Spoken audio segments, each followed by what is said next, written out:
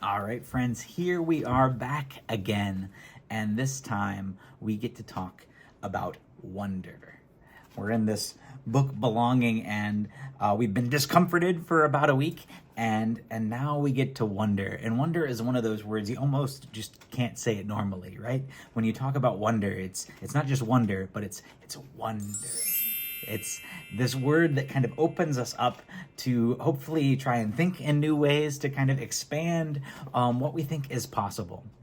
And that's kind of what we get into right in this story. Because we've spent all this time on discomfort, we already know that Jesus showing up here with the woman at the well is a tricky kind of thing. There's all of these forces that are trying to keep these two people apart. There are all of these reasons why Jesus is not supposed to be in Samaria, way up there in the north. He went out of his way to get there. There's all these reasons that Jesus isn't supposed to talk to a woman in general. That was part of the culture of the day. They are from different classes. They are different genders. They're not supposed to be around each other. To make matters worse, or to make it more extreme, this woman isn't even around the other folks who are there, the other Samaritan woman. She's showing up at the well in the middle of the day to kind of avoid the crowds. They are in the heat of the sun. This is a part of the world where that sun brings a lot of intensity, more so than Chicago for sure. We barely see the sun ever. But there in this part of the world, that sun and that intense heat of the day is something that drives all aspects of life. From when you go get water to even the clothing that people wear. You maybe have seen some of these around in traditional Middle Eastern dress. This is there not to keep you warm, but to keep the sun off of your head. It's that intense. This intense light of the noonday sun is keeping all the community away. And yet all of these forces could not stop Jesus and this woman from meeting. And we get to begin the conversation in this week's lesson. We get to begin the conversation in this story. Jesus turns to this woman who's at the well in the middle of the day, who he's not supposed to talk to. They probably aren't even supposed to make eye contact together. And he says, "Give me a drink." And I think in any normal situation, probably what would happen is the woman would just stand up and walk away, say, "I don't have time for this. We're not playing any of the games. I don't want any trouble. I'm going to get out of here." But that's not what happens. The woman turns and is skeptical, of course. She has every reason to be. But they begin to talk. "You want to get a drink? We'll see." Then Jesus talks about giving her something to drink. And again, we have skepticism, but the conversation grows deeper and deeper. They start talking about Jacob who gave them the well. They start talking about something that Jesus calls living water. And anytime Jesus starts talking about these kinds of things, about being born again, about living water, about the kingdom of God, again and again in the Bible, so many people, they don't get it. They get caught up in the details. Where is this living water? Where is this well? How can someone be born again?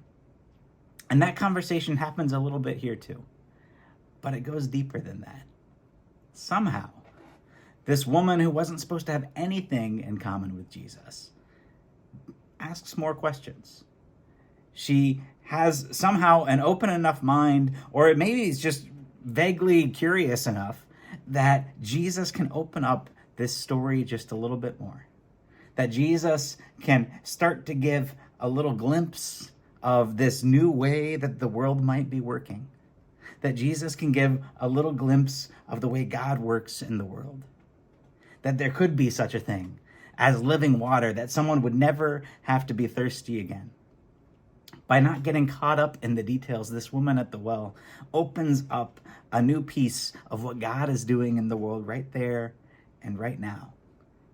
That little bit of wonder, that little bit of curiosity that kept her from walking away.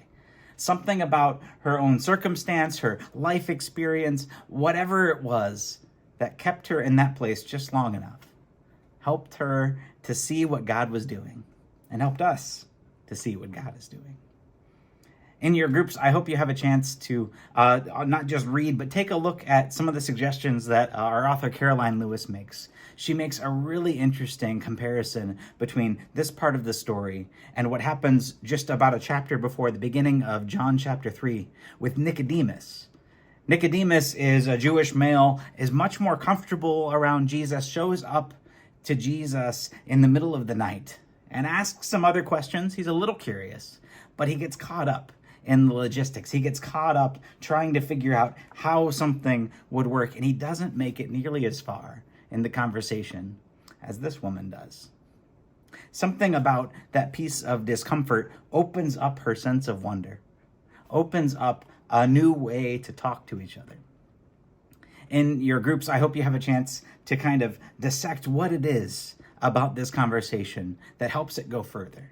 What it is about being there in the heat of the day in a place that neither of them were supposed to be, talking to people they weren't supposed to talk to, that helps them see and hear what God is doing right there and right now. It's an amazing story. I hope you have a chance. Do check out some of those bits at the end. I think it's in one of the review sections at the back. What is it that helps this conversation to happen? What is it about wondering together that helps us go deeper into what God might be doing? I hope you all have a great time and a great discussion. I know I've been enjoying it too. See you next time.